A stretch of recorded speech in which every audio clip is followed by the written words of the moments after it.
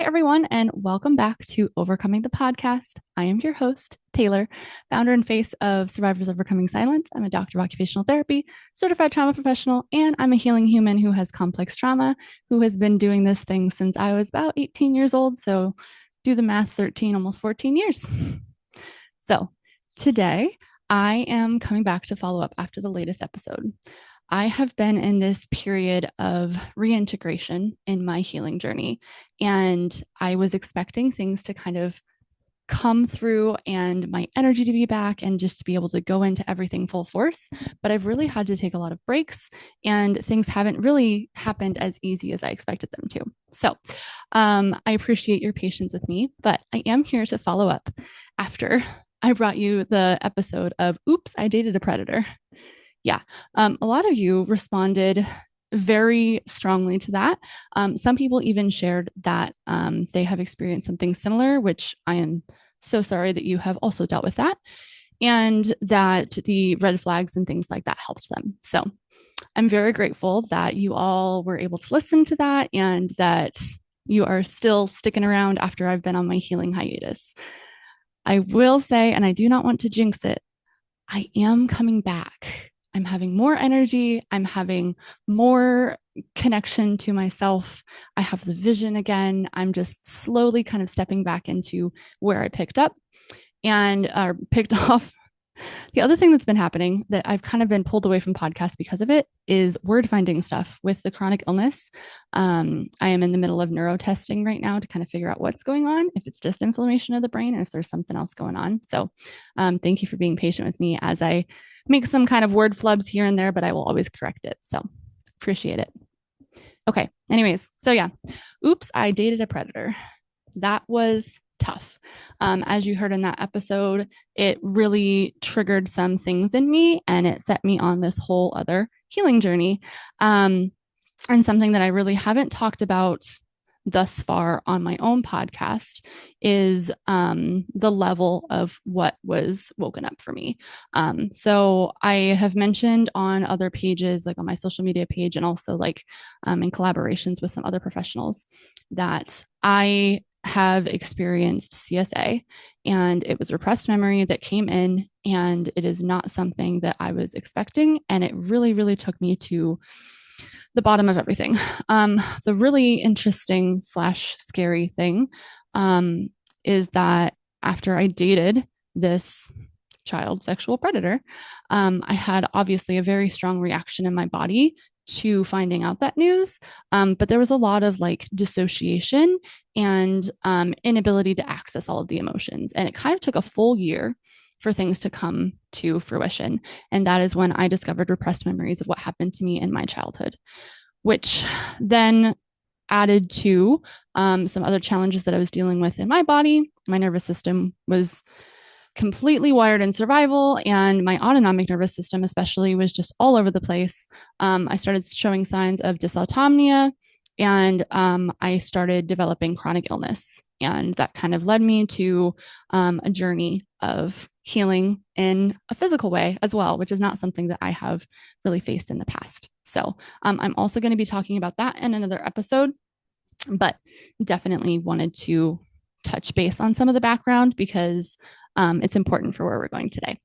So, relationship wounds. So, as you can imagine, having recognized that I was a childhood sexual abuse survivor, it really impacted my sexuality and relationships.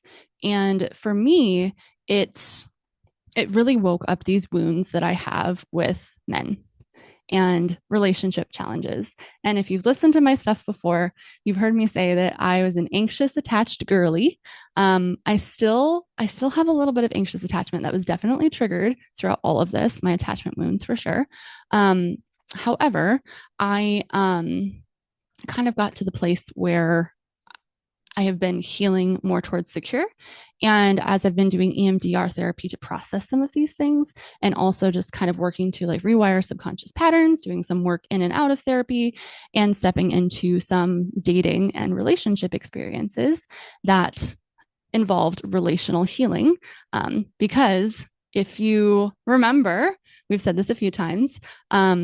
Relational trauma requires relational healing. So it's not just all of this work. Like if you isolate and you won't do all these things and you work on your attachment and everything, if it's not being triggered and it's not being activated, those wounds aren't present. How do you know that you're actually better? Like, in my opinion, that's actually an opposite response. If I'm just going to push everything away and it's not going to be anything and I don't need anyone, that's like an avoidant type of response, right? So I think that when we're thinking about complex trauma and relational trauma, that we really have to think about relational healing. And so I have had some experiences in getting back out there after not only dating a sexual predator and someone who lied to me about their entire identity that I fell for and I had feelings for, and had to sit with that and work through all of those things, along with the realization that the men in my life, up until I would say now, really, have not really been safe. I decided they were safe. I deemed them safe, but they actually were not emotionally safe. I was looking for love and connection. And so I accepted a lot of poor treatment. And I really have been working to break that cycle. And in that, I have learned a lot and done a lot and showed up differently. And so I wanted to kind of share some of those things because I think it's really important. Of note, if you are one of these people that I have dated, I am definitely doing my best to protect personal information and identity. I am sharing details of stories because I think the information is important. But as far as the person, if you're like, who was that? I'm not going to tell you. I'm not going to tell you. That's also a little disclaimer there. Privacy in general is something that I am really working towards more. I think that we can share from experiences without exposing everything. And when I first started this page, I was just like, here's everything out in the open. This is vulnerable, but also recognizing that there are other people in these stories. And so I want to respect their agency and autonomy and whether or not that they want to be identified in these stories. And so I'm kind of keeping my private life private. What? I know that's one of the things that I've been doing as I've been healing relationship wounds, is keeping my private life private. So, all righty. So moving on. So where we left off, I was doing therapy and have kind of gotten to the point where I'm feeling really good with myself. And I decided to go onto dating apps to prove to myself that I could, and also just get some practice. As someone who is anxious attached, I find a connection, and it's not easy for me to connect with someone. I'll be completely honest. Like, I don't fall for everyone. I'm very selective. I know what I like. I very much fall for certain personality types. Not going to give all that away. Little goofballs, the nerd goofballs, kind of, they make me happy. But also charisma. And I say this as I just gave it away. Okay. Anyway. So, my therapist challenged me to date multiple people at the same time. Do not commit to anyone, even if I find someone that I have feelings for, even if I see someone who could be like a long-term potential, don't commit. And I was like, you want me to be a player? She's like, no, I want you to learn how to get to know someone slowly and in a grounded way. And you won't feel overly attached to the outcome of one person if you're dating multiple people. And then once things kind of progress and get serious, you can decide to kind of pull back. But dating is like sampling and practice. Just, be open and honest with the people that you are connecting with and make sure that they're okay with that. I was like, okay. So I did. Jumped onto dating apps, and in previous experiences, it's been very toxic, right? Like, like the men who very clearly do not like women, and they like say everything they want you to not be, or criticize just like things about being feminine or whatever. It is really annoying. And then you have those who like really objectify you, and they'll just like drop into your messages and just automatically get to something physical, and you're like, hey, get to know me first. Which obviously, as someone with relational trauma and also sexual trauma history, that is not something that I'm looking for. So I decided to practice, put up my little profile. I didn't give as much away about myself, but I kind of gave the kind of vibe. Like, I wasn't, I mentioned some details about like beliefs and values and things like that, if I wanted kids or not, political, all of that stuff, because I think those are rule out factors. But I also really I didn't give people the answer key to me. You know what I mean? Like I left some mystery and it's like, get to know me a little bit. So yeah, I was really proud of myself for that and slowly getting better at that in general. Um, so honestly, right off the bat, it was overwhelming. And I don't know what it is on dating apps, but it seems to be that like men in mass quantities just like things to potentially see what they can get. Like when I say that I went on, I had thousands, like thousands of people to go through. And originally I did just like a trial, like pay thing just to kind of see, because they don't let you read certain messages and I like a screening process, but like it was overwhelming. I'm someone who doesn't like seeing the number in the notifications. So I felt really tied to it. And I was just like trying to either like say yes or no, or yes or no to yes or no to all these people. Like I really didn't swipe much myself because there are enough people that kind of came through that I just kind of filtered out from there. And it was super overwhelming, super overwhelming. And it was actually surprising because I'm also wondering if this is part of the reason is me getting older or showing up differently. I did not get as many of the creepers. I had people who would like, the first response, whatever, like sometimes in the past, I would get a lot of creepy responses. And I started getting like, oh, I really like your energy. You have a beautiful smile. Oh, your dog is so cute. I would love to get to know you. Like just normal things. Um, and not immediately like, again, objectifying or something. Right. And so it was an interesting experience. And I was like, oh, okay, cool, cool. And I kind of was on the dating apps for about a week before I was just like, I am done. But I told myself I was giving myself a month. That was my challenge to myself. I'm giving myself a month to be on these dating apps. It's a promise that I made to myself. I'm building trust and relationship with myself. And we do that by keeping promises to ourselves. So that's what I did. And right before that month was up, there was a couple of people who came through. I went on a couple first dates, and just men in general who seemed to be more aligned, like this guy who was a little spiritual, probably more spiritual than I was, um, did like CrossFit and very active and a lot of these things, but also like worked on self-development and therapy and all of them. Like, hey, I like that. We love a therapied man over here. Also, I am straight. I don't know if y'all caught on to that, but I am a straight woman. So unfortunately, the male species is the one that I am dating. They're not all the men with microphones on the internet. Some of them are actually wonderful, but it has been harder to find. You know what I mean? And as I'm coming out freshly with these wounds of men are horrible, I don't trust men. Men have never been safe. And trying to rewire those patterns, again, having been worked through that because I recognize that's rooted in trauma and not true of all. But a lot of my experiences were really unsafe because of my own trauma history and not seeing things and grooming and all kinds of stuff. And so the patterns repeat and repeat and repeat and repeat. So, of course, it's really easy for me to have that idea that men are unsafe. But I didn't show up sassy. I didn't show up immediately deflecting.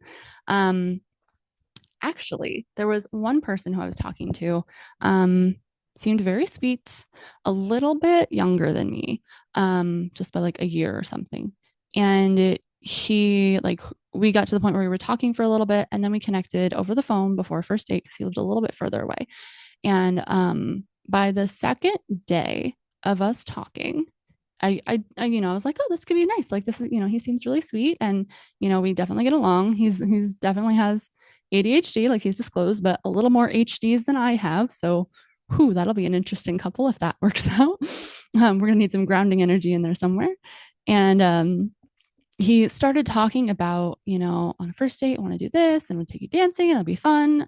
Because they did like dancing and more of like dance type at bars, not necessarily like clubbing, but like line dancing type stuff. And I was like, yeah, I mean, I have two left feet, but I'll certainly try it. And then started talking about like the future planning real fast. And it was, where have you been?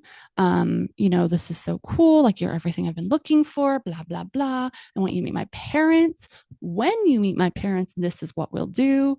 And it was like literally the second day. And I was like, ooh. And so at first I didn't say anything because I was just like, well, just like maybe that, just give them, they've got golden retriever energy, which, I like golden retriever energy, but like boundaries. And again, at this point, I told him like, yeah, I'm just like, I'm practicing. I'm trying like, I just kind of like, instead of being like, oh, too much too soon, I'm like, I just reiterated what my intentions were right now. And then they were just kind of like, oh yeah, yeah, yeah, yeah. But then they didn't stop. And the next day, like it was kind of leading up to a first date over the weekend. And they were very much like taking me as a human and having an idea of me and what they wanted me to be like to fill a space. And we're making plans for filling that space. And I recognized that they definitely had that like anxious cling. And I acted in a more secure manner and was like, hey, I like you, but I do think that like we're looking for different things right now. I think this is moving a little bit too fast. I appreciate you, but I just think like this is probably not going to work based on where we both are and what we're looking for. And he was respectful. He was a little hurt, but that kind of thing. And again, I don't think this man was manipulated. I think that he was just a sweet, nerdy man who is not used to talking to women as much. And, I could give excuses and that's fine, but it was just one of the things that I recognized. And I was like, oh, this is something that I would have loved in the past. And I would have jumped into the future thinking with them and would have made those plans and I would have jumped in way too fast, too soon. And I didn't. Score one therapy. And point for me, I guess, too, because yeah, I did that, not just therapy. So that happened. And then at the same time, I was talking to a couple of different people. I got really activated because there was a missed connection that I've talked about before that kept popping up on these dating apps. And like at this point, I felt very rejected by this person. I kind of like had like an intuitive weird feeling that there was something that like connection, but like if there was a third party weird thing, and it was just very clearly like this person was like spooked by me, didn't want to be around me, whatever. But they kept showing up on the dating apps.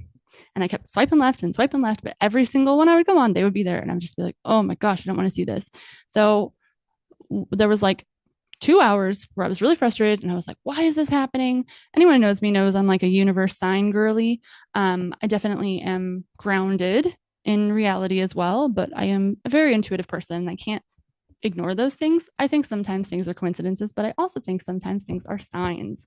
And like the whole invisible string theory that like someone, if you're meant to be in someone's life, then even if there's time apart or whatever, like you'll find your way back, that like there's some type of plan for you in general in life. And so I definitely believe that, which can make the whole romance thing a little bit challenging. I really have to check myself, especially with my spirituality, but it's definitely something that I was considering. So I did not reach out to this person. I did not say anything. As far as I know, they did not show up on my stuff as far as liked or anything. And then I just kind of left it at that. I was talking to a few people. And then I also was really adamant as I was navigating the dating apps of talking to people a little bit before just jumping in to do a date. One, I didn't want to waste my time. Two, I wanted to feel some stuff out. And there were some things that I missed before in talking with the man who was a sexual predator. And I kind of wanted to feel things out and like test for myself if I could trust myself again, which I really was. I was testing myself throughout this dating process. I passed, but I felt like there was a rupture in trust with myself because I was taken advantage of and groomed. And I recognize that it's not my fault, but it doesn't mean the impact and the effect of that is not that, ooh, can I handle this? And is this, like, can I be discerning enough to avoid these types of people? Right. And so, I really, really was focusing on how to do things differently. So I was on a few different apps at this point. I think I even tried Facebook dating, which like do not recommend. Everyone is old. And I mean, I guess that's great if that's what you're looking for. Everyone is old and everyone has kids. And that's not what I am looking for at this point in my life. Because I'm 32, single, childless. And that's kind of where I am. So I'm hoping to kind of align with people who are similar. Older is fine, but not like so much older. Like I probably wouldn't go above like 39 or 40 right now. Probably 39. 30 sound good. It's different than 40s. Anyways, so I was connecting with these people and just having conversations. Some of them, like right off the bat, I was like, oh, they're really respectful. Some of them they weren't. Like they just like I didn't really vibe, or the conversation didn't flow. And so I just kind of like I told them like, hey, actually, I'm not feeling this anymore. Instead of just like ghosting and removing, I actually used communication. I was really proud of myself, really proud of myself. And I wasn't overly like, you did this wrong, blah, blah, blah. Like I didn't need to prove anything to them. I was like, hey, like this doesn't seem to be working out. So I wish you the best. And left it at that. And then, like I said, I was giving myself a month, and I kind of started this in October, and we're getting closer to Halloween. And I got some really sad news that we are having to put down the family dog. She's a little golden. She was so sweet. Her name is Evie. And it's the first dog in my adult life that I have had to, that I've been attached to, that has passed away. And I was a wreck, especially because my dog is older as well. And so I immediately started reflecting on, oh my gosh, he has this health stuff, and then he's next. And it was just, it was a big grief filled time. And there was a couple of dates that I actually had lined up during that time. And I paused because I was like, hey, like I'm actually not doing well at this moment. I'm not in a space that's really healthy. And like I don't have capacity to get to know someone new at this point. Like I just kind of need to get through this little point and like spend time with my family. But I will, I will follow up if I kind of come back. Another date I went on before that, like I said, CrossFit guy. And we had just kind of been talking, and I kind of told him like, hey, like I actually really like this guy, and I seem to like really connect really well. And he was an Aries. I got a lot of Aries qualities, a lot of passion, a lot of big energy, go for it, which is great as long as you can have like the balance and the grounded, which he seems to have. However, I kind of told him like, hey, I need to like put this on pause, but like I'm not deleting things, but like I'll come back. And he was like, yeah, okay, whatever, like take the time you need. And so I think I took a couple of days off of the dating apps. And I really, I think it was the day we had to put down the dog, I wasn't able to be there because I kind of had to help the other dog in the house stay away from the family dog, because it would obviously cause an issue. And so my mom and my brother were the ones over there. And I was at my house with the other dog that my mom has and my dog. So I was kind of grieving in my own way separately, and not directly part of that process, but also like still really impacted by it. And my roommates were gone for the weekend. And so I was really just like alone with my thoughts. I got a little avoidant, a little triggered, a little activated, and I decided to start scrolling through the dating apps again. Even though I told myself I'm going to pull back, I started scrolling through again. And I really like was scrolling, and I was like, yeah, there's really no one. There's really no one. Like, I don't really want to have a conversation. And then there was this guy who immediately I like saw his profile, and I like felt an energy of like, huh, this could actually, this seems very aligned to me. He met all of my values. He was like a guy who was really good with kids. I work with special needs kids. My brother's special needs, and I love kids just in general. And he had a picture that was with like him smiling and sitting on the couch with like a younger, like a little baby in the family, but was really respectful and had the baby's face covered, which I was like, oh, that's a green flag, man, right? We seemed to kind of, just he seemed to be intelligent and educated and driven in general, and just had a really, really sweet vibe. He also had pictures of him playing guitar, which, ugh, it's my weakness. It's my weakness. I was a singer. Anyone who has a little bit of creative bug to them, like a lot of the like balance of things, like the sportsy, whatever, athletic kind of thing, but also a little bit of the creative side. Yeah, it's my kryptonite. Combined with smart, seemed very kind, talking about like forget exactly what he said, but it was just like a very kind profile as opposed to I hate women, you know? And so it was on Hinge, I believe. And so I don't remember who messaged first, but we just kind of started talking. And I told him, I was like, hey, just so you know, like I'm a little distracted right now, but you seem really great. And I would actually like, I don't want to pass on this opportunity. So, like I would definitely love to connect with you. And he was like, no, that's totally okay. It's like, we can just chat like really like low key or no pressure, or like just take a break and that's fine. So I started like texting him. Um, and it was a vibe. It was a vibe. We had a similar sense of humor. There wasn't any like weird, awkward type of anything. Like it was very much just like a conversation. It wasn't like an interview. You know what I mean? Like when you're dating and it just seems like it's a job interview as opposed to like a conversation with someone. Um, Very similar sense of humor, very similar interests and mindsets, and just able to jump into serious conversations, not necessarily like trauma dumping, but like things about the world, without shying away from things, which I find very attractive.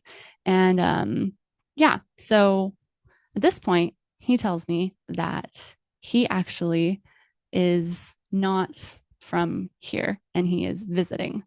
And I was like, wah, wah, wah. Um, which was a little sad. But at the same time, I was like, okay, well, this is a good guy. I have a very like comfortable energy with him.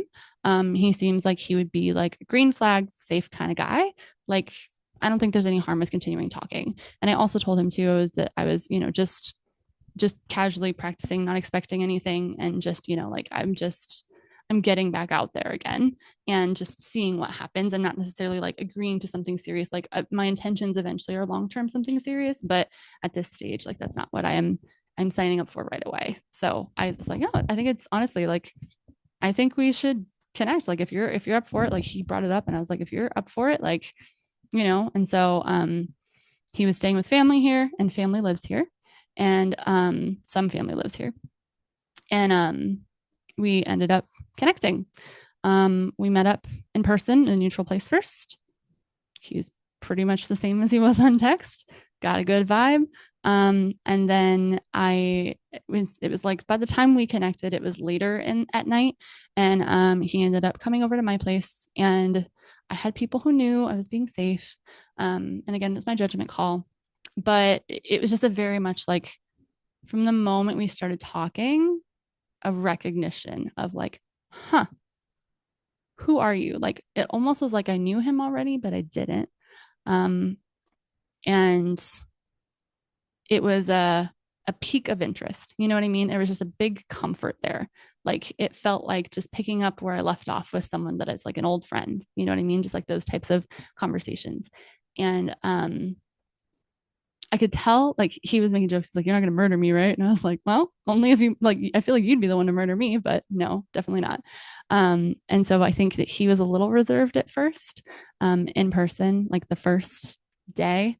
And then we just kind of like naturally connected. Like it was just a very nice breath of fresh air.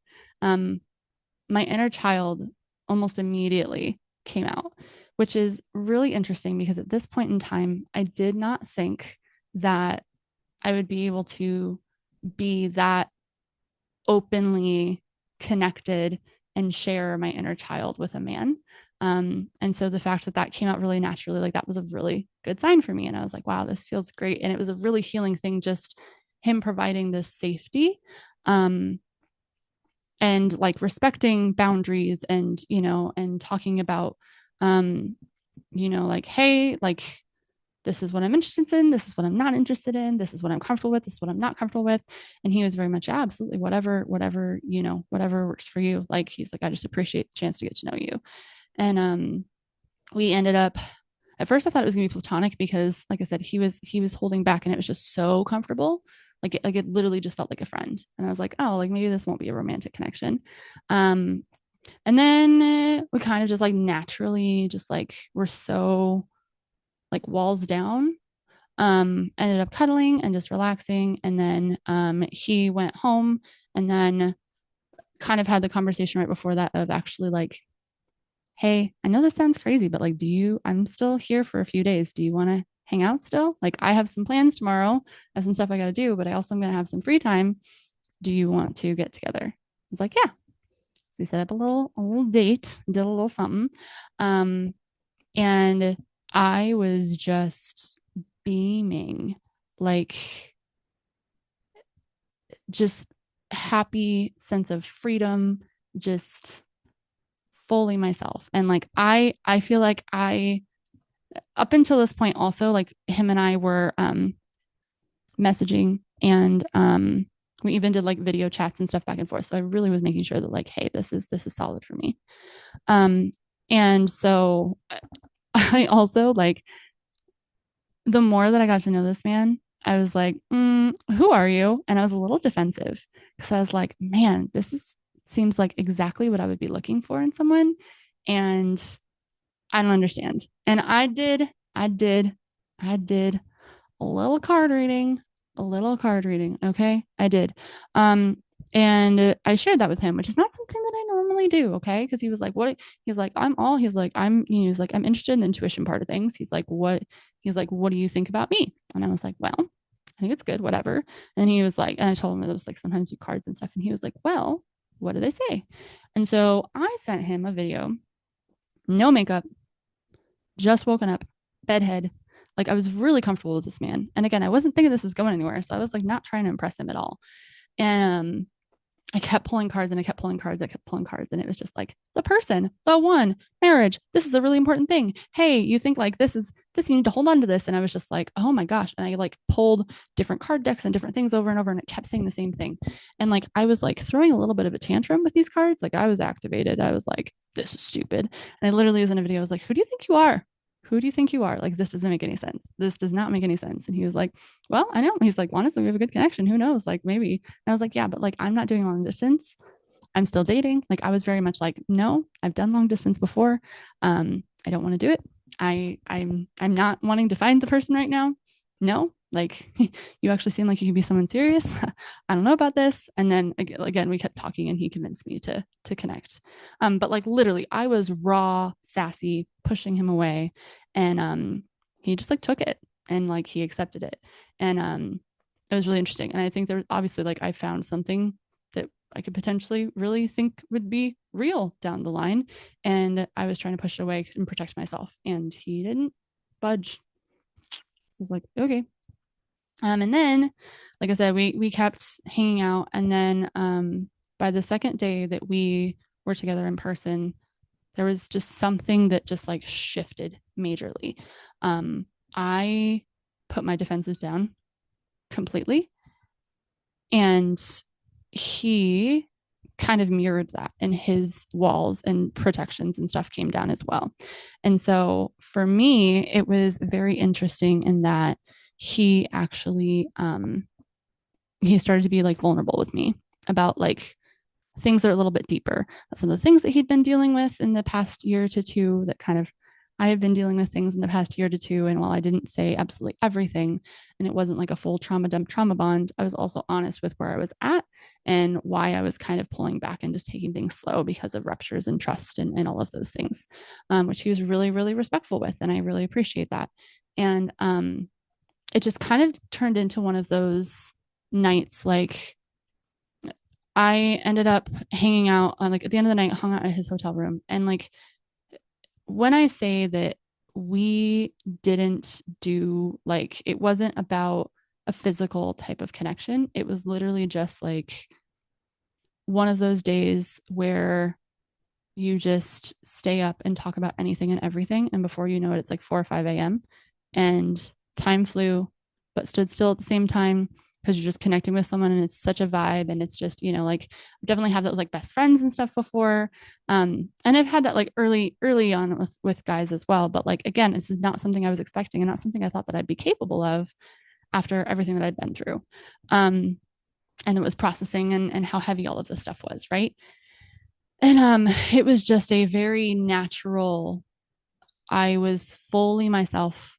And it was like a soul recognition at that point, which was wild, wild. And like, I even opened up like, I'm like, oh, like there's like this sign that I see about, there's like number, like I'm a whole, like I said, I'm a woo woo spiritual girly. Okay. I'm grounded in reality, but I definitely got it. And, I see the number, 1212 as a number for almost 4 years now that has kind of represented relationships for me. And like to me, it is like my guardian angels or my intuition or whatever you want to say, that it pops up when it's guiding me towards a relationship or something that is important as far as romantic relationship. And it's been very, very clear, and it's been like intentional when it pops up. It's not just like there all the time. Like I hadn't seen it for months and months and months. But I started seeing it right before I met this guy. Like a lot, a lot, a lot, a lot. Okay. So I tell him about this. He's like, oh, it's a number. I'm like, 1212. And he just looks at me. He's like, that's my birthday. And I'm like, hmm, okay, weird. Um, weird. And again, defense is up, and I'm like, it feels like a trick by the universe. Like, first of all, long distance, you're not supposed to be with someone right now. You're just practicing. And this person just continues to check off all of these boxes. And then the more that we stayed up and talked and just like got vulnerable with each other, again, not everything, but getting to know each other at a deeper level, we realized that we had similar experiences, similar specific experiences that would not expect someone else to have the exact same experience.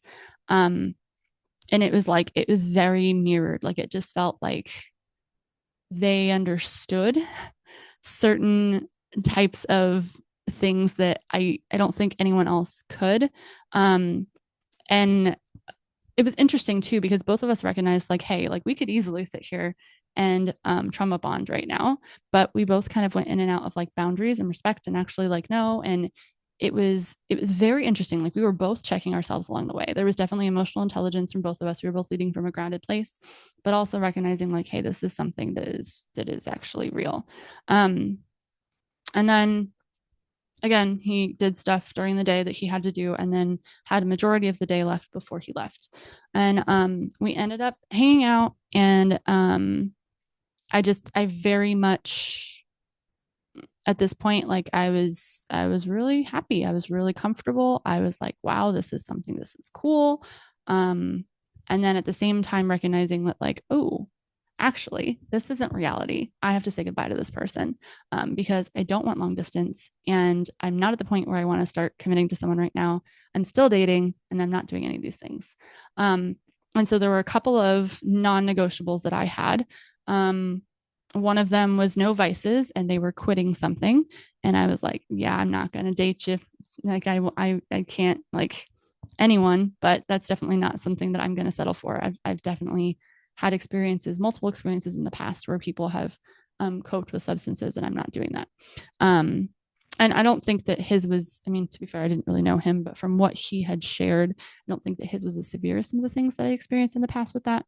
But still, I was like, absolutely no way. Like, you got to be emotionally healthy and cope in other ways, and like kick that. That's not, no, can't do that. And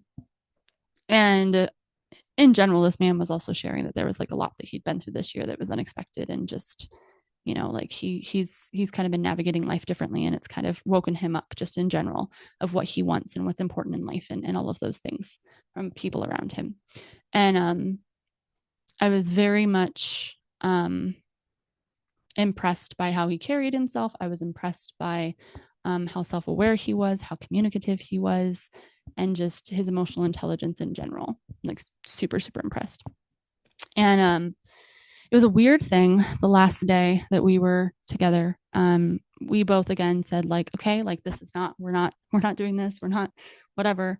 And then just started slowly shifting to, well, maybe we might stay in contact. Like, we can be friends and see if anything in the future comes together, right? Like, we don't have to date right now, but like, this connection seems pretty special to just like ditch, right? So like, I don't know, it seems really healing for both of us right now. And what do you think? And he was on the same page. He's like, yeah, I would like to stay connected. He's like, I understand. And I was like, I'm still dating. And he was like, no, I want you to. And I was like, okay. And he was like, do what you need to do. And he's like, and I need to do what I need to do. He's like, but I definitely want to stay in contact. And I was like, okay. So it went from, intentionally at the beginning, this isn't, just going to be practice. I'm never going to see this person again, to actually, this is not what I expected. And maybe I can find a way to still incorporate this into my life. Like I said, we're around Halloween time. Okay. So at this point, it's like a couple days into November, I believe, as he's getting ready to leave, which is right before the election, which it was a very hostile time in the world. And we were just kind of like escaping a little bit. But again, not in a unaware way, not in a totally fantasy brain way, not in a I'm not recognizing this and I have no boundaries and rose colored glasses way. It was just like, wow, this feels really good. And like the world is scary right now. And also like recognizing that like this isn't the end all be all. And I'm taking care of myself in other ways. Like it was actually like really, really nice. And so yeah. So last day we're hanging out and we both started to get emotional. Like grieving. It was so weird. Like in the past, when I have had these connections with people, and it's like, it feels like it's like an anxious attachment, really unhealthy. I need to hold on to you or whatever. And this was just like it was a quiet acceptance of, I have to let go of this. This was really nice. I have to let go of this. This is the right thing to do. This is the healthy thing to do. And like, it was nice, but it was just time away from life, right? Like it was nice to connect. It was really healing, appreciative, grateful for the time, but gonna have to say goodbye to this as far as like in this capacity. Like they're going home. Last day, he started looking into apartments and places here to live, and just in general, what the job market would be like for his job here, and shared that because he has family here and he'd be interested in moving here and actually really likes it here. And I very clearly, like, I was firm and I was direct. I was like, you will not be moving for me. I'm like, if you choose to move, you are not moving because of me. I'm like, that is your choice, and that is something that is separate of me. I'm like, if you are here, it may be different in pursuing something eventually, but I'm like, but do not move for me. That is not okay. I'm like, that's not the thing to do. And he's like, no, I wouldn't. I'm thinking about it. He's like, obviously you're a factor, but I've been thinking about it anyways before this trip, but this trip really solidified that I really like it here. I was like, okay. Yeah. And so it was interesting in that, first it was, no, we're not going to do this. We're not going to stay in contact, whatever. And then we switched off that day, one being the strong one being emotional, the other one being the strong one, the other being emotional and comforting the other person. It was just like so bizarre, but it was again a very peaceful, grounded thing. I can't even begin to explain it, because like normally it's like that activation of like, oh, this is really unhealthy. It was a very grounded energy. Like this person literally just felt so safe, comfortable, peace, like a home type energy, like I was connecting with myself almost, in an outer way, if that makes any sense whatsoever. It was just like, it was just like literally just like an exhale. And so I think both of us started bargaining a little bit, and it started from, well, this, maybe we can be in a little bit of contact, and then we'll make it work, and maybe we can travel and get to know each other every once in a while. You keep doing your thing, but maybe we can, pop in, and like he's like, I visit every once in a while because I have family here, and maybe I'll actually see you too, and we can stay in contact. And I was like, yeah, it'd be really great. And when he got emotional, I definitely saw some avoidant patterns come in right away. Like I was like grieving, I was sad, and it was just like, well, that like this, it'll be okay or it won't. And like this is special, and I'm grateful that I've had this experience regardless of what it's going to turn into. And circumstances and timing and everything seems to really not align right now. But I was very much like, if it's meant to be, it'll come back around, right? And we'll see. And like I said, maybe not the time, definitely wasn't looking for the thing. But it was something. It was something that is more than I can explain with words. And again, normally I would be like, love me, stay. How do I need to change who I am and sacrifice my own boundaries and what I'm looking for and whatever? I would have been like, oh yeah, let's do long distance. Let's blah, blah, blah, blah, blah, like past me. And instead I did not. I was like, nope, I'm not doing long distance. I already said that. I'm not dating someone who has a vice right now, even if you're working on getting rid of that. Nope, I'm not, and I was like, I am still dating for practice. That is something that I committed to. It's something that I'm doing. I am casually dating. I'm not committing right now. I'm not ready for that right now. And like, I was very firm on my boundaries, which again, normally if I found a connection like that, I would be like, forget everything I said. Love me. Let's get married right now. Which obviously is not the healthiest thing in the world, which is why I've been doing a lot of healing with relationships. But at 32, I've come a long way, which I'm very happy about. But anyways, so there was a couple of moments where like I was apparently looking at him where I was just like very much myself, and he was like, don't look at me like that. And I was like, look at you like what? And I was just very happy, and I was very much like connected to him, right? And he was like, how you're looking at me is making me feel very strong things. You need to not look at me like that. And I was like, he's like, I cannot, I can't go there right now. He's like, I cannot have this deep connection with you. And I was like, okay, I'm like, I'm literally just being myself the whole time I've been, but okay. And it was just for like a split second. And he was like, no, all right. He was like kind of joking, kind of not, but I was like, a little avoidant there. And then, when he got sad and he was just like, he put on like this music from, it really seemed like his teen years, and was just like going through the emotions of, I'm not going to see this girl again. It kind of sucks. Like this could have been something, and this kind of sucks. And then he was just like, well, I guess this is a goodbye. I'm never going to see you again. And just like, it was so interesting, his switch up. And I was like, ooh, hi, you're triggered. You're triggered. And I told him like, you're triggered right now. And he was like, I am. And he had the awareness, and he kind of like worked himself back. And then I got triggered. And then he saw that, and he was like, hey. And I was like, yeah, nope, you're right. And like, we very much like checked each other, and like didn't fall into the spiral of like what it could have been. It was very interesting.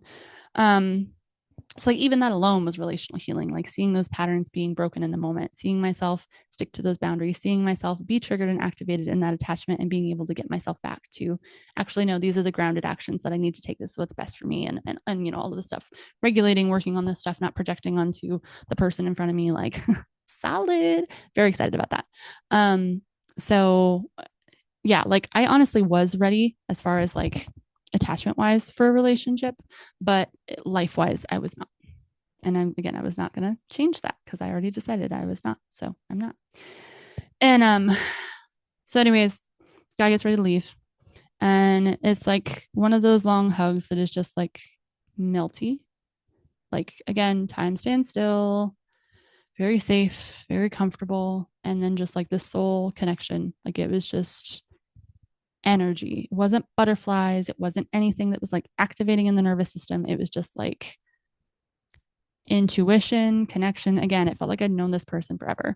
And it was like I had to say goodbye to a potential of something that could have been something that was great. It was like grieving something that I didn't even get the chance to connect with. It was super weird, but also like balanced in a way. I don't know. It's just a hard thing to explain. But anyway, if you've been there, maybe you understand. Trying to figure it out myself. So, and then he looks at me after this hug and he goes, you know what? He's like, we can do this. He's like, this will be the easiest thing we've ever done. We've both been through a lot of stuff in life. He's like, we can do this. Like, distance is no big deal. He's like, I'm going to figure out whatever. And he also, in the middle of everything, realized that he would like to go back to therapy, and had some stuff that he needed to work on. And so he's like, yeah, I'm not ready to be in a relationship either. He's like, but honestly, like, you reminded me of what I need to prioritize in my life. And I think that going back to therapy and stuff is really important. I was like, okay, yeah, I'm here for that. Like, go heal, man. Like, good for you. And at this point I was like, we'll still talk as friends, and I'm here to support you and whatever. And he's like, yeah. So he's at the airport. I ended up going to go get some paperwork done at the coffee shop, and he's messaging me the whole time. He's like, we're gonna make this work. We're gonna make this work. I'm already thinking about you. He's like, I promise. He's like, this is something that he's like, I'm taking seriously. So I hope you are too. And I was like, yeah. I'm like, again, I still have to stick to my boundaries, but like, yes, this is definitely something that I am considering, and is not what I expected, but I am opening myself to the possibility of something down the road, not right now, but when things align. And like, knowing we need to go do our thing. And he's like, yeah. He's like, okay, so I'll text you when I get back. And I was like, okay.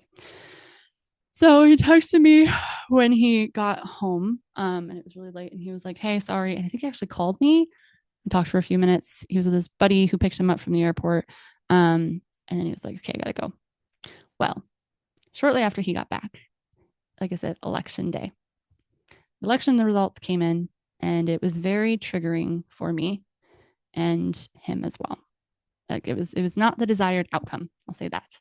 And I felt very unsafe. I felt very heavy, the weight of the world. Like it just, I don't want to get too into that, but I was not feeling great. Right. And so I said, hey, it's a good thing that we met, because I don't know that I want to be here. And I would love to go to your state, which seems like a better place to be in all of these things. So who knows? Maybe this will actually end up working out. It was kind of a joke, not joke. And it wasn't like a right away thing, but I was like, hey, this could be an out because, oh my gosh, my state is very split and it can be very hostile, as far as like people with opposing beliefs. And it's just not something that I want to deal with as tensions rise, and potentially only get worse. Woohoo. And so he like really like took his time responding and then just like stopped following up. Like we were talking, messaging all the time together when we weren't. Like it was, whatever. And again, he still had like stuff he was doing, but when he had free time, he was reaching out to me. And like we were in consistent contact, not all day, every day, even when he was doing stuff, but like pretty, consistent. Like, hey, what are you doing? Oh, I'm gonna send you a picture of what I'm doing right now, whatever. I'll see you in a few hours kind of thing. So when he got home, huge shift. He just stopped even the level of conversation, like how much he responded in a text, how long it took him. And then he eventually just like kind of stopped altogether. And I hadn't heard from him in a few days. And I was like, hey, just checking on you. And I got a lot going on. Like, by the way, I realized like I was triggered by things and I like joke, not joke. It's way too soon. I don't, I don't know about that. Like, whatever. I was like, but something that I thought we could do is I could visit you, and like put something, I want to be intentional. And, I have points. It won't really cost me anything. I can go visit you in this place that I've never been. And, he's like, that would be great. I would love that. I was like, okay. Well, again, he just kind of, after a while, goes silent. And I finally followed up and was like, hey, there's been a big shift in communication. I don't understand what's going on. Can you fill me in? Like, I'm not trying to like tie you down if that's anything that you're thinking. Like, if you're not interested in even connecting anymore, just let me know. Like, I don't love being ghosted. So like, let me know. And he responded, he was like, hey, sorry, like things got really heavy. And like, it's like, honestly, I've just been processing all of this stuff, that's been going on in the world right now. And I also realized that like, you live at a distance. It's not going to work anyway. And I'm not ready to move yet. And I scared myself thinking that I could just uproot my entire life, which is where my head was thinking. And I caught myself and I really just don't want to do that. I was like, okay, that's fine. But like, thank you for telling me. You don't owe me anything as far as like, immediately moving. Like that's not, and I told you, don't do it for me anyways. So, I'm glad you caught that. But next time, like you kind of made a unilateral decision and didn't really tell me or tell me why there's a change in communication. You just kind of just decided and just pushed it away. And that's fine. That's fine. Like it would definitely be something that would be probably not connecting, whatever. But like it was really confusing and it was a tone shift. And so, like just something to maybe consider in the future.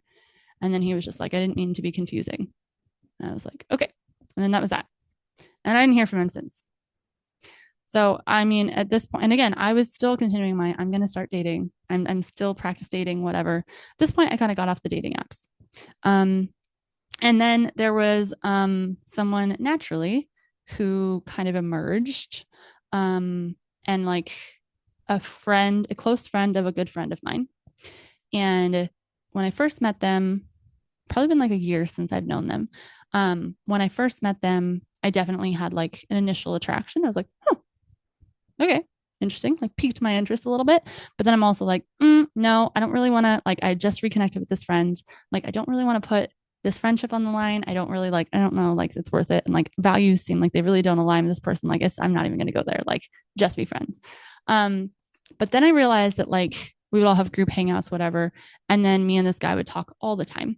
We were the only ones who didn't drink. So, you know, we were the sober ones who were just making fun of people a little bit, but also just like talking every get together, whatever. Sometimes I wouldn't see him for a couple months. Sometimes I'd see him a lot in a month. It just kind of depends on like when everyone was hanging out kind of thing. And so it'd been actually a couple months since both of us had really hung out with them. We had our own stuff going on and kind of reconnected and just naturally started talking more. Then around New Year's, something shifted. So like I said, this thing with this guy happened October to November, like the guy who was out of state. Then things with this other guy, right around New Year's Eve, I did the whole eating grapes under the table thing. Honestly, I thought it was kind of silly, but I was like, maybe it'll work. Maybe it'll work. 12 wishes for the year. Cool. I could use a little bit of luck this year because it's been rough. So he was at New Year's Eve and he was originally going to leave to go to another party. Kind of did like my friend has kids and like their people who came over all had kids. So they did like an East Coast New Year's and they celebrated early.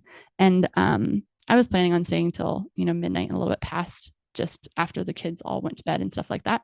And this guy ended up staying. He was going to go to another party and I was cleaning the kitchen while my friend was putting her kids down to bed, just kind of helping out. And he ended up staying and helping me. And I told him, I was like, you can, like, don't feel like you need to help me. Like, you can go. And he was like, no. And he was like, I'm trying to debate if I'm going to this party or not. And I'm like, well, go. Like, it's totally, like, we're not doing anything super special here. I'm just hanging. And he stayed. And we hung out and we all played board games. And a guy friend made a joke that, like, me and this guy should kiss under the table at New Year's. And I was like, I'm just going to kiss someone because it's New Year's? Like, no. And just kind of left it at that. And at this point, like once upon a time, I was like, the initial attraction was there like a year ago. And I was like, oh yeah, cool, whatever. But like, I enjoyed this guy's company. And so there was a really good friendship and I was like, I don't really want to ruin that. But he definitely was flirting with me all night. Like a little kid, actually, like a little boy. He's very sweet, nerdy, socially awkward. He's not the best communicator. I will tell you that. He's not a great communicator. And that's one of the things that I was just like, no, it's not going to work because it's even known to not just girls, but just in general, like not the best communicator.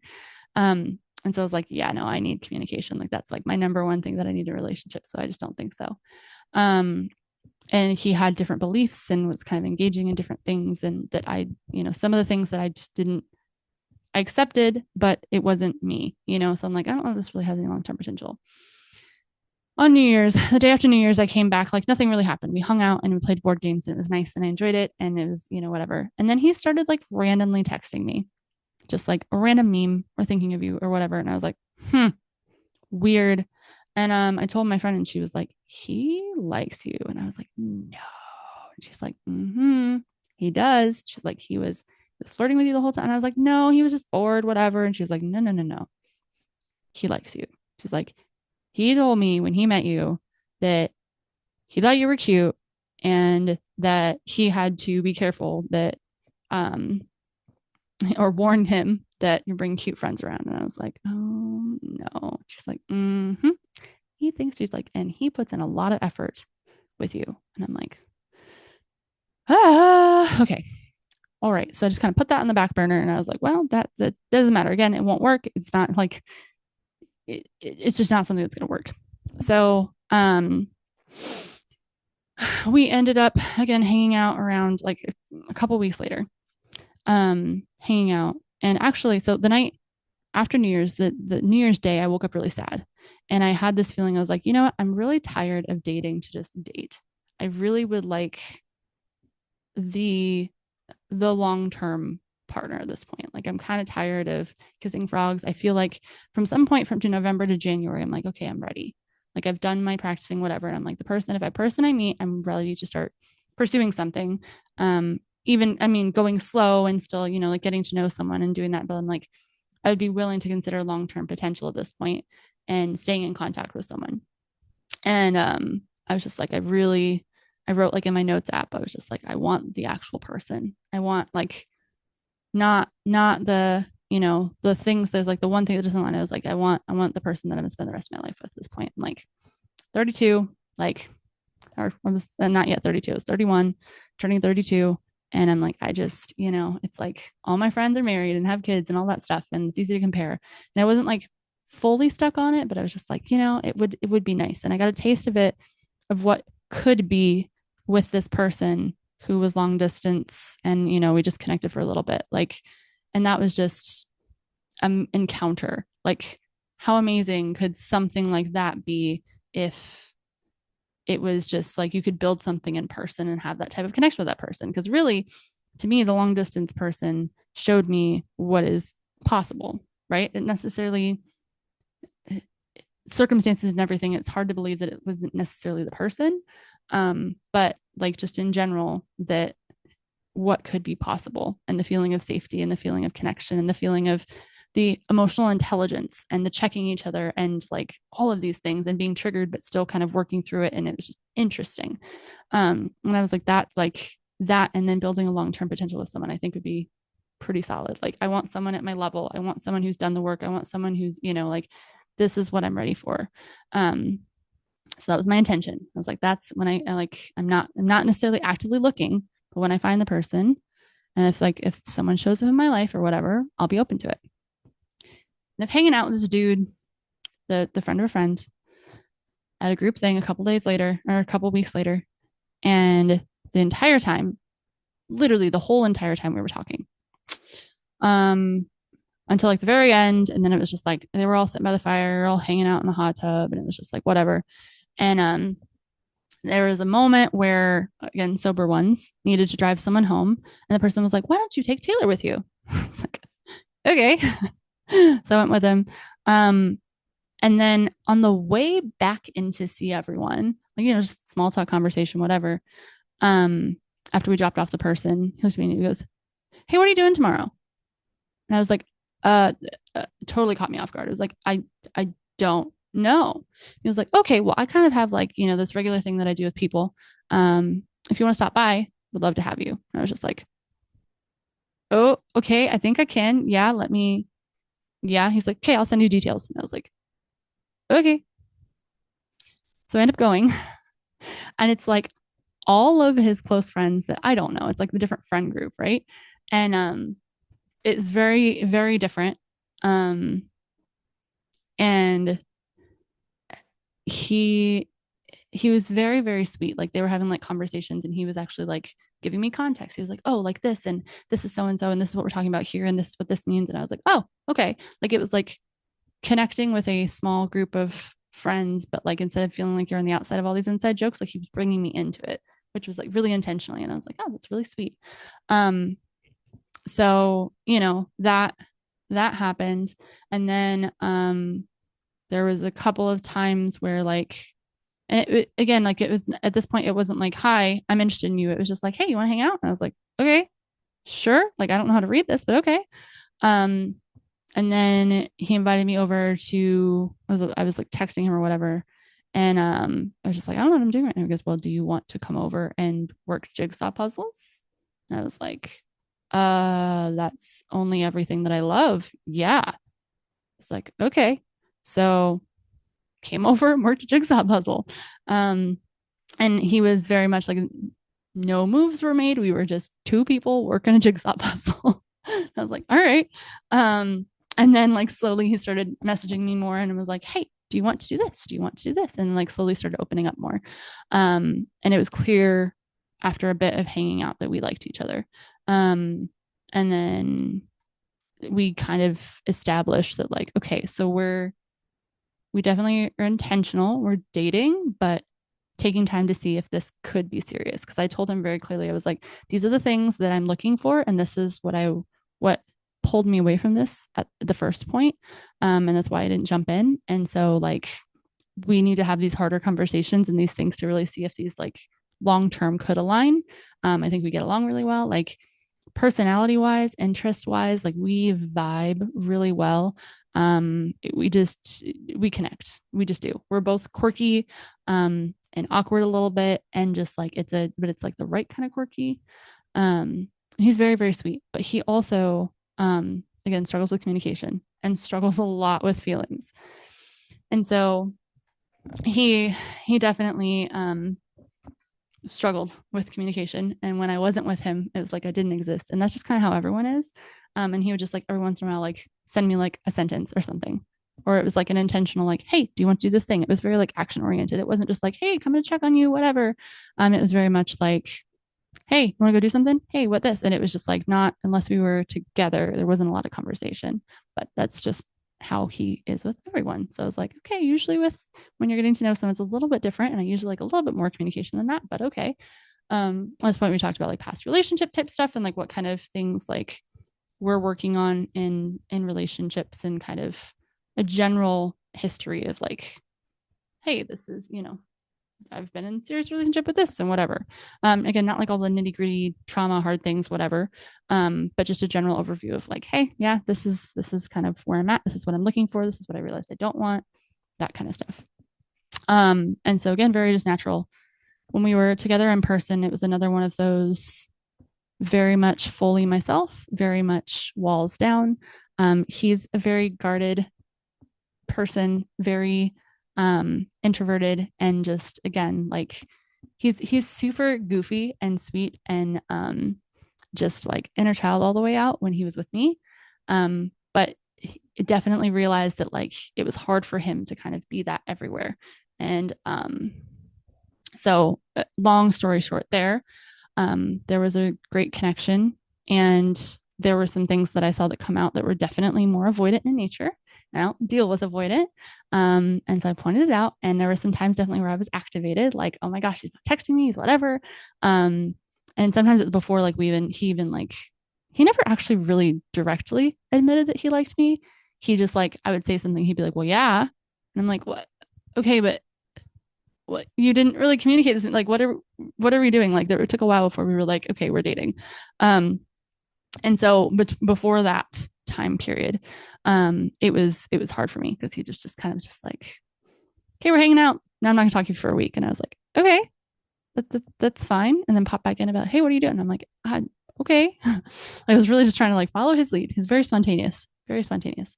But like again, I was just connecting. I was just having fun, not in an even like, oh, I'm having fun in a sexual way type of thing. I'm not like the whole like one night stand girl. I'm not the whole like whatever, this is all physical. It's not me at all. It was more of just like my inner child is like adventuring, exploring, and feeling really safe with you, doing movies and going on hikes and paddleboarding and all kinds of fun little stuff and whatever, doing jigsaw puzzles together and just watching shows and just goofing around and getting to know each other. And it was just like, again, inner child was out, inner child was safe, inner child was happy. And it was when we were together in person, it was like that. When we were apart, it was not, because it was activating the anxious attachment wounds. And again, there were many times where I wanted to shake the man and be like, oh my gosh, just communicate, just tell, like, what is going on? Like, just very self-protective, you could tell. And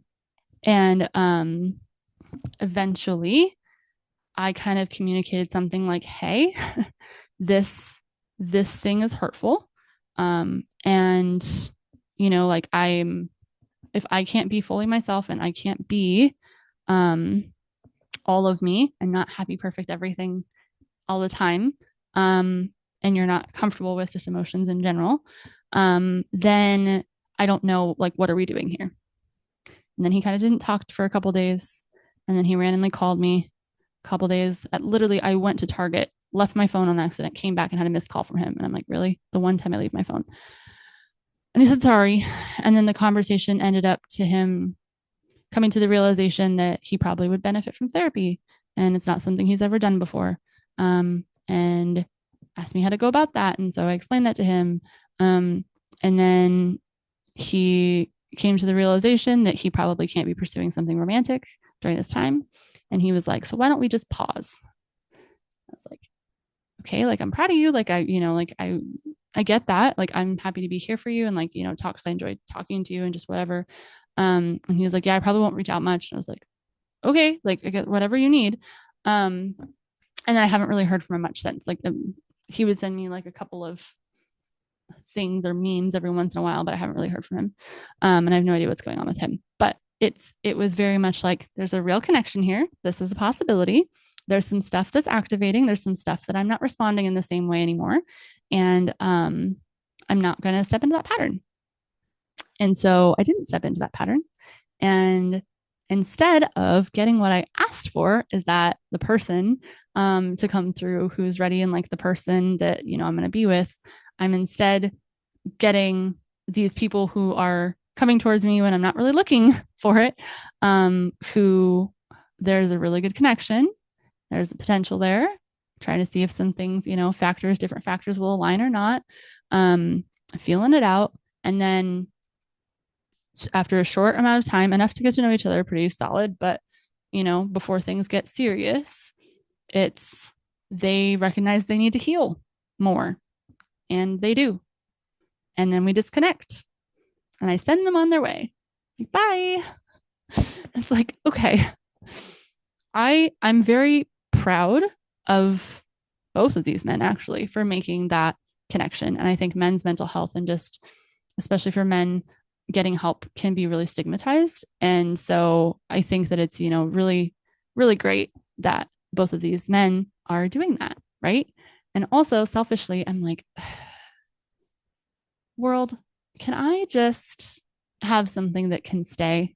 Like, can I have something that I can build on? Can I have something that's not just like, hey, you meet, never mind, you're going to be separated. Like, can we just like have the thing that was like healthy and grow and like I feel like I've earned this at this point. Like I've done a lot. I'm in a really good space. Like I've been really grounded and slow and all of these things and not rushing it with this anything and communicating. And I'm finding men who are safe and respecting my boundaries and who are matching my energy and who are responding to feedback without getting defensive and wanting to learn even when there is conflict.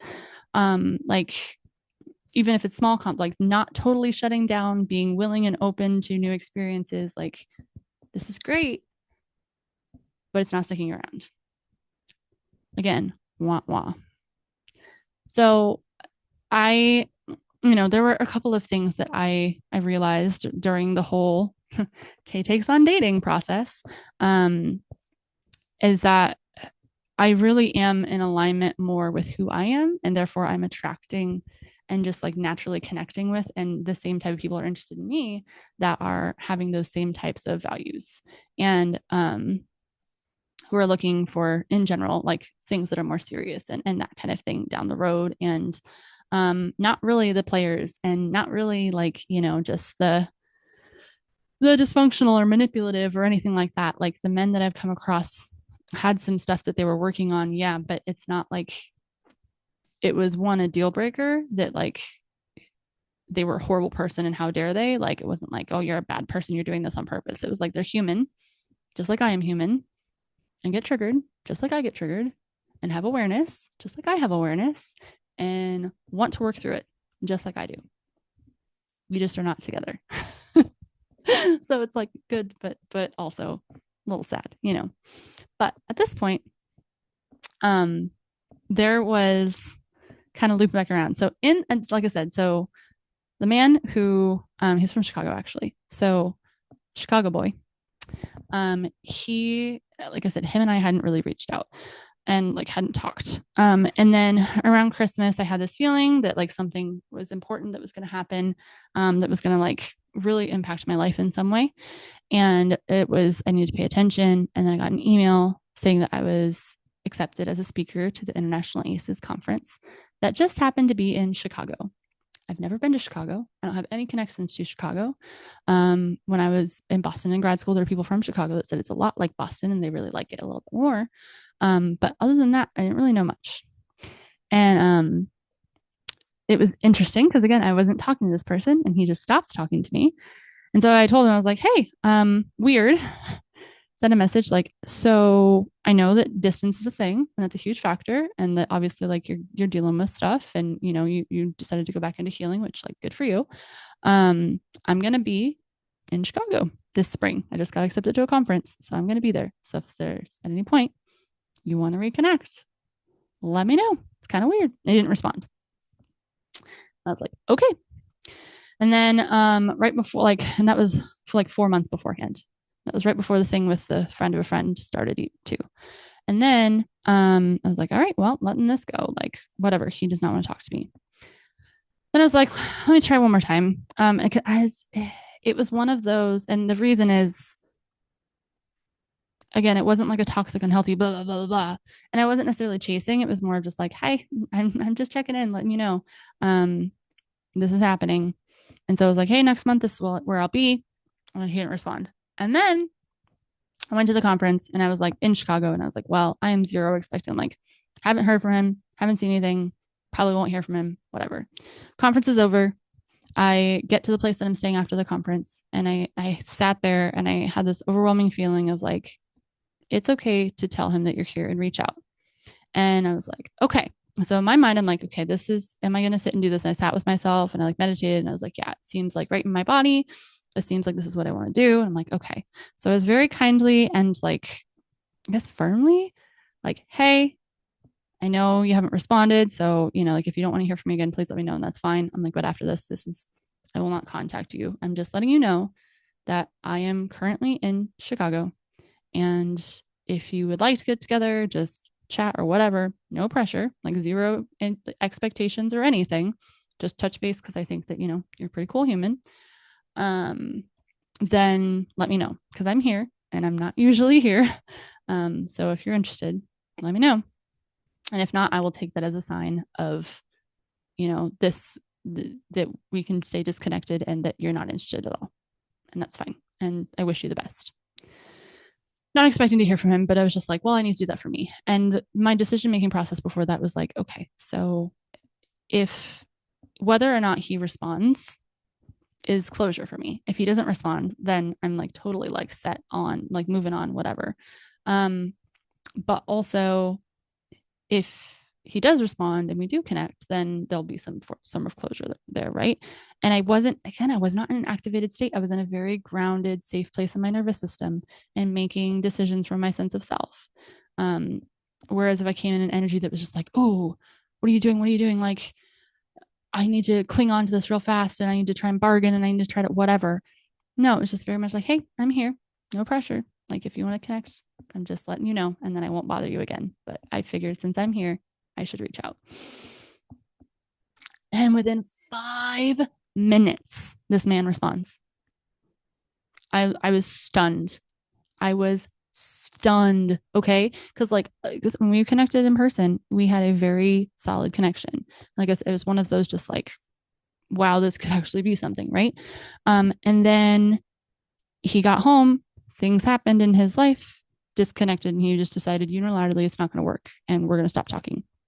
Right, cool. Like, I don't really want to do long distance anyways. I was more just like wanting to stay in contact, and if things eventually came together, cool. If not, like, I'm still dating. But I enjoy talking to you regardless of if this is going to be something romantic or not. Like, I can switch gears and I'm okay with that because I just honestly like just connecting with you. So, yeah, he responded, and he was basically like saying, without giving too many details in respect for him, that, hey, sorry he hadn't responded. Something happened that when he got home, and he kind of had some unexpected things happen that really limited him, and he's been on a journey of recovery and really hasn't been doing many things or gotten out of the house much, and it's just been a really, really heavy isolating season, and didn't really know how to explain it and just decided not to, because life's been overwhelming, and it mimicked a lot of the things that I had been going through the past year to two. And I was like, okay. So I got an explanation. And I also got a response in general, like connection, interesting.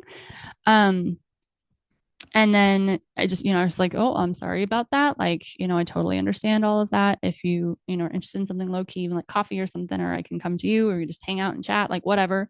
I'm open to however you feel comfortable. If you do, and doesn't, I can literally just stop by for a second and just say hi. Like, it doesn't need to be a big thing.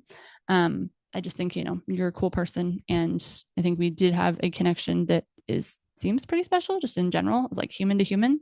So, if you want to reconnect, great. And he was just like very sweet and very kind. And he was like, honestly, it's really sweet. He's like, I'm definitely thinking about it and I would like to connect. He's like, I just need to figure out my capacity. And it usually changes day to day. I was like, okay. And then he was like, I'm really debating going to a coffee shop and whatever, and just hanging out. And I was like, all right. And he's like, but I'll let you know. Well, long story short, he didn't let me know. He didn't follow up, didn't say anything. And I didn't chase him. And I didn't take it personally. And I didn't get upset. I just made plans on my last day in Chicago. I went to the Navy Pier.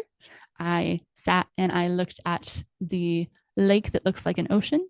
I got some nice relaxation time. The ocean is my therapy, reminded me a lot of Boston, felt really good. And I also just like explored solo by myself and felt fine. And I left, didn't reach out to him, didn't try and chase, didn't try and cling, didn't try and be like, hey, last chance. Like, nothing. He said he was going to follow up and he didn't follow up. So I don't need to run after that. But again, like I said, there was a weird energy connection with this guy, right? And like there's signs. I would see this dude's name. I would randomly think about him. And like I wasn't even like, oh my gosh, I want to see this guy. It would just randomly pop into my mind often. And just like, and I'd be like, I just kind of put that aside. And then like before I got there, I started really heavily thinking about him. And it was weird. At one point I started feeling like there was something wrong. And I was like, no, it's not my place. But I was just like, it was a weird energy connection that I just kept thinking of him, seeing little signs, like all kinds of whatever. Like it was just like the universe was throwing it in my face. And there was some kind of open connection there that wasn't really resolved, wasn't really closed, it was still there. And like sometimes when people ghost, for me, it's just like, oh yeah, no, that's solid. It just felt different. And I don't know why it felt different, but it felt different. And so obviously, I guess by him responding at some point, like he doesn't hate me, he doesn't think I'm crazy. He just has his stuff going on. And I don't actually think that like he's toxic or horrible or manipulative or trying to mess around and, just, I don't know, like false hope or whatever. I don't really think that. I think that he genuinely is overwhelmed and he's got stuff going on. And I understand that. And I can have compassion for that. But because he didn't respond, I decided I'm done. Like that's the closure I needed. That's not going to happen. If it's not in alignment, it's not in alignment and I can move on. Even though I felt that, even though there's still like whole little like energetic stuff, even though that it seemed like there was something that was unfinished and it was just like, wow, it'd be really nice. I'm done. Because the thing is if someone wanted you and if someone wanted to connect with you in one way or another, friendship or otherwise, it's up to them to do it. It's up to them to take that action, right? Like I already put myself out there. I already was showing up and, in compassion and just communicating directly. And I'm letting his lack of communication be his communication instead of trying to figure out what's in his head. Like once upon a time I used to, instead of the fantasy brain of, oh, well, maybe one day we'll reunite. Like no, I'm moving on. I literally just last night saw his name back to back in like 3 separate places within 5 minutes. And then I saw the numbers and then I saw all of these and I'm just like, dude. And when you are someone who is spiritual or feels more like connected, like either God, universe, spirit, angels, whatever you want to call your religion, that faith can definitely play into any type of relationship and your beliefs and just how you show up in the world in general. And I think it was really easy to me to add to those relationship wounds and those unhealthy like fantasy brain patterns, because fantasy brain and creating a life in my head that felt safer than my house is how I survived. So that definitely fell into the rose-colored glasses, daydreaming, fantasy, kiddo, my prince will save me, blah, blah, blah, in my relationship patterns for so long. And I didn't do that. I had the opportunity to go down that same pattern with something that seemed really real. And I don't discount that it actually was real. I don't discount that it was a true connection. I do think like he expressed it, I expressed it, like it was a thing.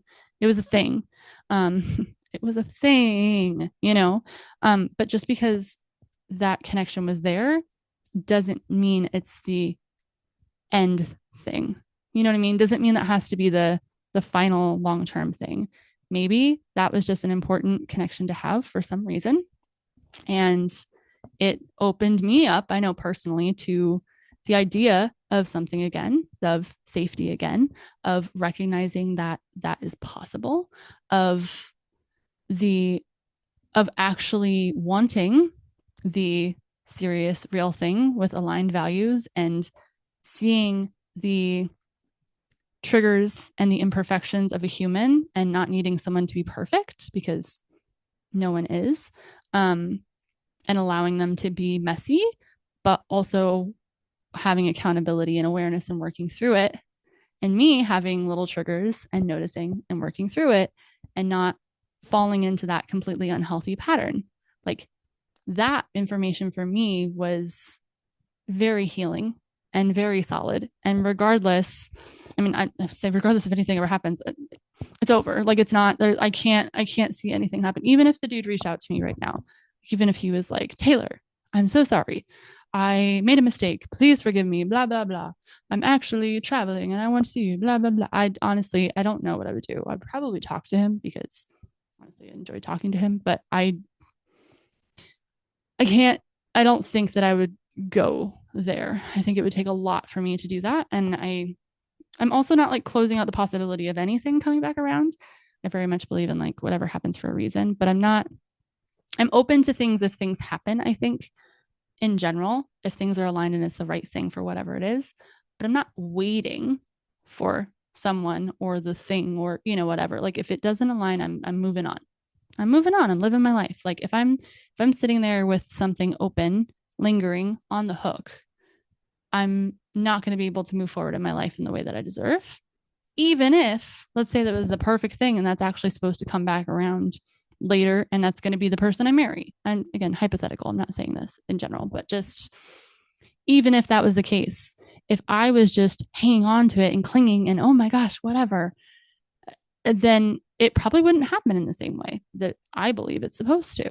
So, I think that it's really easy, like, especially when you get into like the spiritual spaces where people are like, oh, they're going to be there to do their work and then they're going to separate. And then you guys are going to be on this big spiritual journey together and you'll know it's your person because you do all this work. And then you go apart and you come back together and you go apart and you come back together. And it's just like, I think that everyone plays a part. I think that we have multiple soulmates. I think that we actively choose who we're in a relationship with.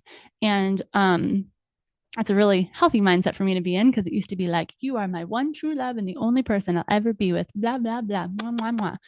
And I would sacrifice and change myself to be what they wanted instead of being fully myself and even showing up in like some of the things that maybe other people haven't accepted or don't like as much or whatever. Like I'm still being all of that. I'm still being all of me. And if someone can't accept all of me, then they're not someone who deserves to be in my life, or they're not someone, I don't want to say deserves, not someone who's supposed to be in my life, right? If they don't like certain parts of me or they just don't vibe and it's just not for them, then it's not for them. And it's not a reflection of me. It's not even a reflection of them. It's just a reflection of compatibility. And that took me a very long time to get to. But I think that it's so easy for us as trauma survivors to put things that don't work out or don't come together or a relationship rejection as a perception on us not being enough, of us not being lovable, us not being worthy, of us being too weird, of needing to change something about ourselves to be loved. And in both of these experiences, this had nothing to do with me. It just didn't come together. And that's okay. And the fact that I'm saying that's okay is shocking to me as I'm saying it. Healing relationship wounds. Ooh, ooh. But also because of those experiences, it reinforces to me that when there is a relationship that comes in that is aligned, or a person that I want to get to know or whatever, if that does come around, I am ready for it. And I know how to handle it. And they don't have to be perfect. And it's not black and white. They're not perfectly healed, because that doesn't exist, or they're so toxic. Like, I'm really, really learning to find the shades of gray, the dualities, the things in between of all of the healing and all of human. And it's been hard because so much has been black and white as I've been healing. Like, nope, it's either this or this. And I was very assertive and I was very strong minded. I'm like, nope, it's either this or this. Nope, they're horrible or they're perfect. Like, there is no in between. Humans are just human. You are just human, right? Like, you are going to make mistakes. You're going to be imperfect, especially if you're a trauma survivor. You're probably going to be triggered. You're probably going to be triggered in relationships. There's probably going to be conflict. But guess what? It's not about avoiding conflict. It's about having conflict, having rupture, and working towards repair in a healthy way. It's about having conversations without them needing to be fights. It's about accountability and speaking up about something that maybe you didn't like or was uncomfortable, or something that they did or whatever, and having a discussion on what you would need to be okay, or like what you're looking for, or, how they can support you through it, or whatever it may be. Conflict resolution, like leaning into the uncomfortable things instead of avoiding them and expecting things to be perfect and running at the second it's not perfect.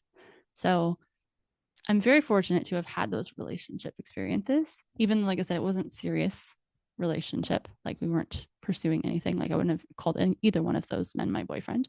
However, it was a genuine connection, different, but genuine. And it's something that I'm really grateful that I had the chance to experience. That time alone was healing, and I'm grateful for that. And regardless of where our paths lead, that it was nice to have that. And I don't have to be attached to a future outcome. What?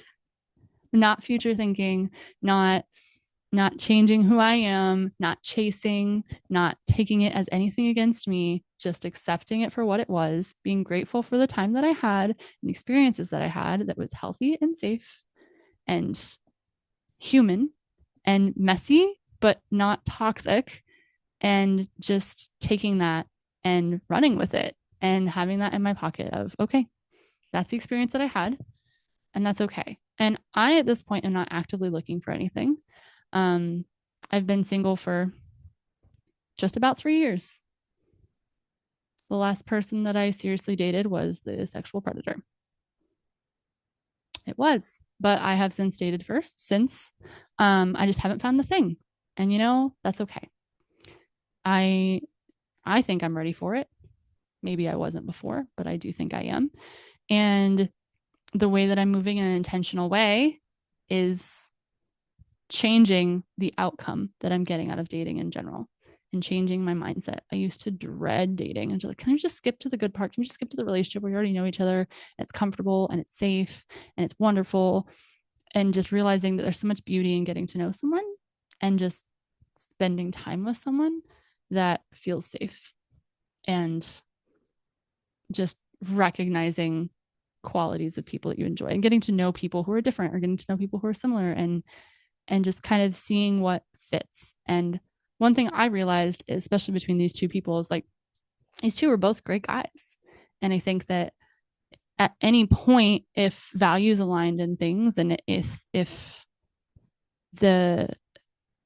life aligned, like, I could see myself with someone like either one of them. But it doesn't mean it's them.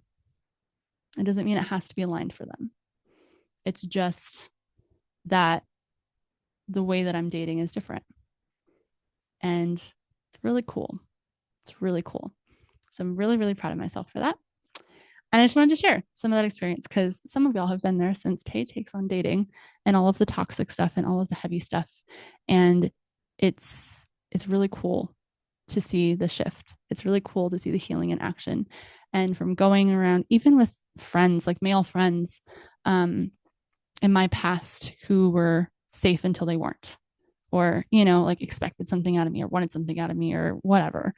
That it's just so different of the way of connecting with people and connecting with men just in general in a really healthy way, and still being myself and maintaining my routines and the inner work and not compromising the core things. Like, obviously, relationships take some sort of compromise, but as far as like the big things that I need, my non-negotiables, I'm not compromising on that. I'm not changing my plan because someone comes around. I am letting someone, if they do, come in and align to that plan, because I think that's kind of what it's supposed to be anyway. And I think in my life, that's probably what it will be. But for me, I'm not looking for it. I'm not on dating apps. I haven't really been on dating apps since I met that Chicago boy. And I'm open to things as they come, but I'm not actively looking and I'm not actively pursuing. And even if something were to come, it would be a very healthy, grounded, get to know you, then maybe start dating, then maybe, you know, like it's such a different way of doing things. And I realized that part of the reason that I wanted to move things so fast all the time, I would have feelings and I would run with them, right? Was just that fear of abandonment, the fear of losing this very special thing. But once I had the detachment from the person itself, it made it really significantly easier to move on from things that just didn't align. And once I didn't take relationships as an idea of my self-worth, then I could date more freely and not feel like I'm attacking myself all the time or needing to change who I am or abandoning myself or anything. Like, any relationship in my life, romantic or otherwise, is just integrated into my life. If it aligns, great. I'm intentional. I make space for the people that I care about, and where values align and things like that. But my relationships are pretty healthy right now. Isn't that cool? I know, it's so cool. Something I don't know that I thought I'd ever say, but yeah, I went from cleaning house to having no one who knew me past my like 25-year-old self. Actually, no, 17, because I did have one friend who was long distance, but I didn't really see her much. No one who knew the version of me as a child. I was no contact with my whole family. I felt like an emotional orphan. I didn't really have anyone, even in person. I was pretty much alone every day.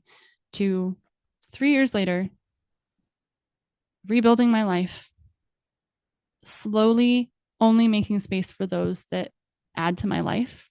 If someone drains me, or if someone, like, if at any point, if something isn't right, I let it go and I don't take it personally and I move on, because there's this beautiful, beautiful, beautiful quote that helped me a lot in understanding relationships and just people that kind of come and go in your life or not, or whatever, especially those that kind of connect and reconnect and connect and reconnect. I've had a few of those in my life, friends or otherwise, that people come in your life for 3 reasons. Oh, wait, I totally botched that.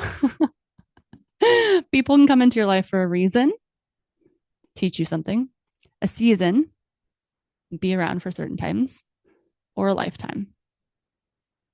And I also think that we can ebb and flow between like the reason seasons back and forth, and also that's okay.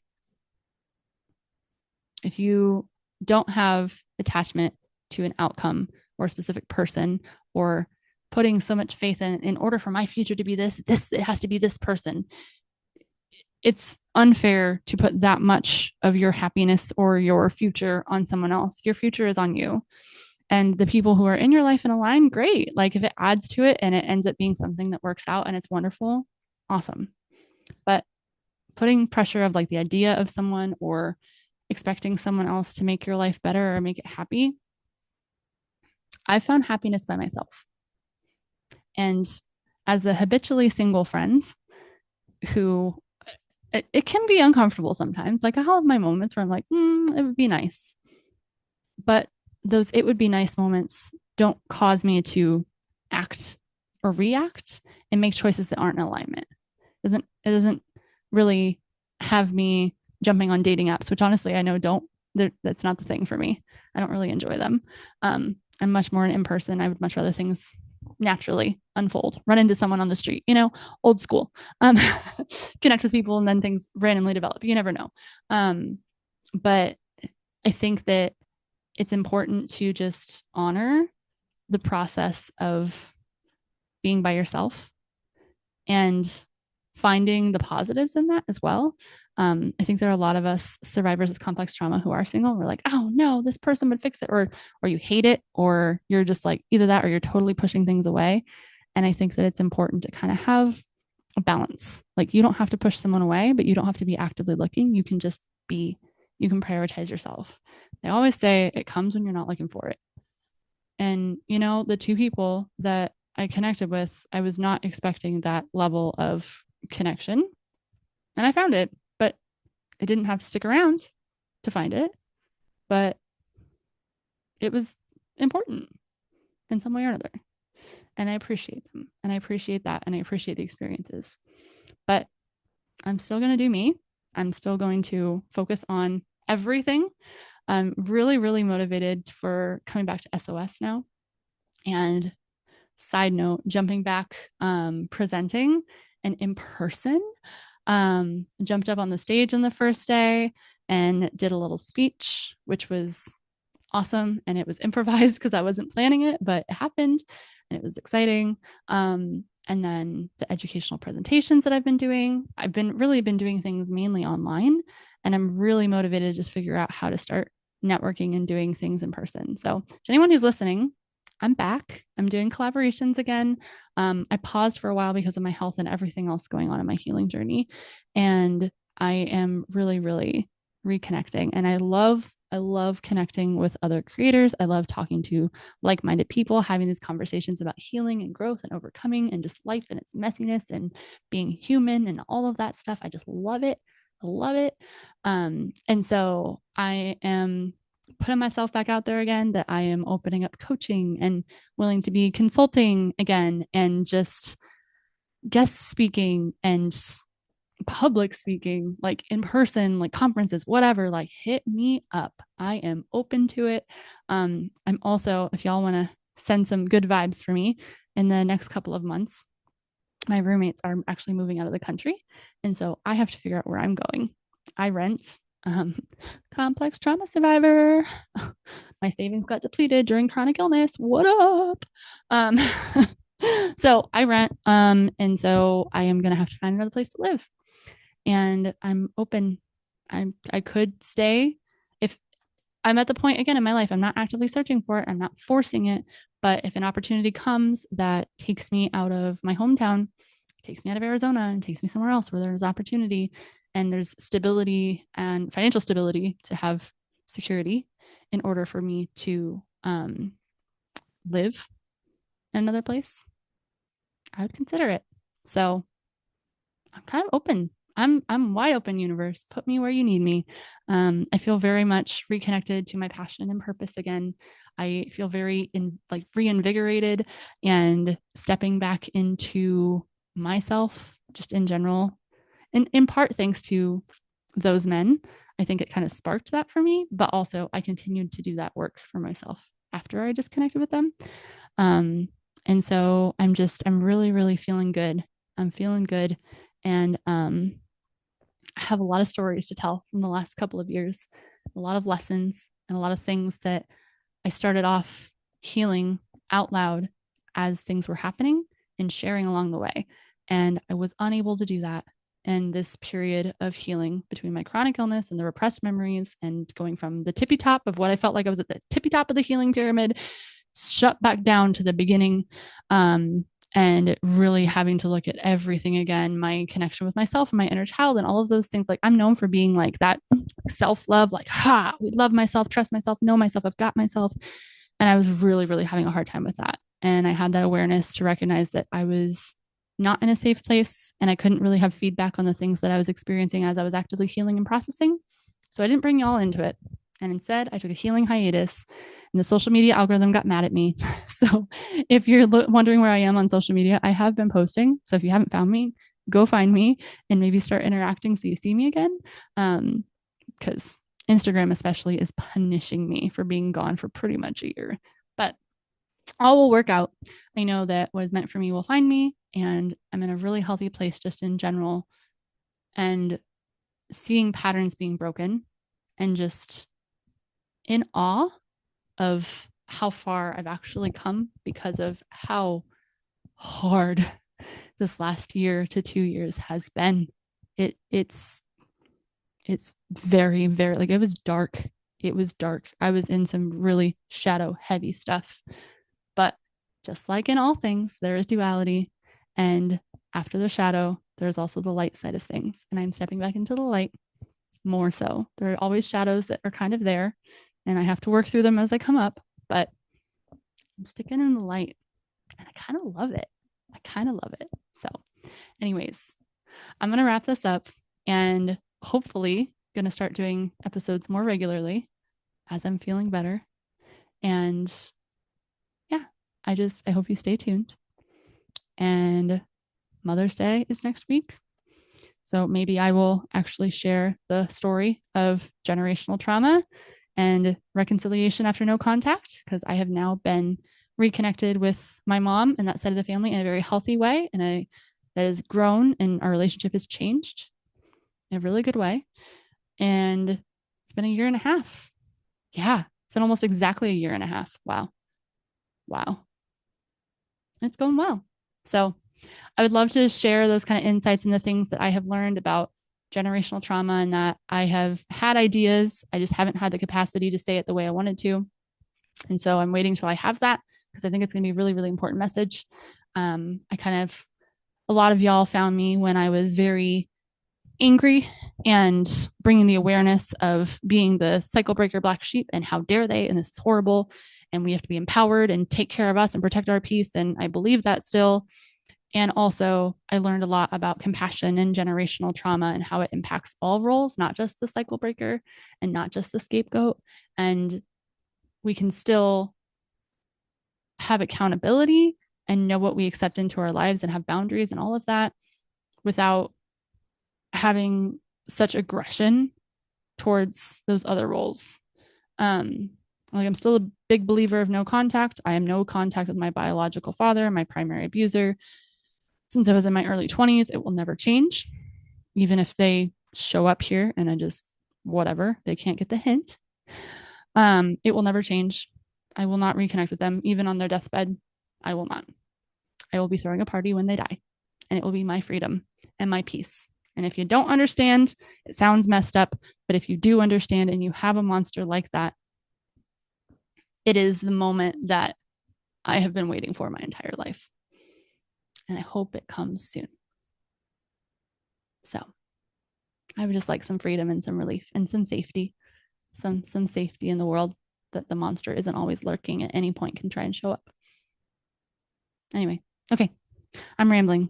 I love you all so much. Thank you for sticking with me. Thank you for being here. Thank you for just all of your sweet comments and messages and just the patience with me as I am stepping back into things. Like, I'm so grateful. I'm so grateful for this community, and it's an honor and a privilege to be the lead of Survivors Overcoming Silence, and SOS with Dr. Taelor on Instagram, Overcoming Pod on Instagram, SOS with Dr. Taelor, TAELOR, everywhere else. So you can find me, and our website is survivorsovercomingsilence.com. There's all kinds of resources. There is the email list you can join there, like all kinds of things to stay connected. So if you loved this episode, please let me know. If there's something you want to hear about over my last couple of years, you want me to prioritize, please let me know. I got things from chronic illness to generational trauma to repressed memories to EMDR therapy to, gosh, so many things. Friendship reconciliation and challenges in awareness and inner child reconnection. Just like, there's so many things that has happened. I have so many topics I can talk about. So tell me what you want to hear, and I'm here to share it. And I'm sharing it within the capacity and within privacy still. But yeah, I'm feeling really good, and I'm feeling open and ready to share and be a survivor overcoming silence to help support other survivors. Remind you, you're not alone, and that there is so much hope in healing and overcoming. Sending you love.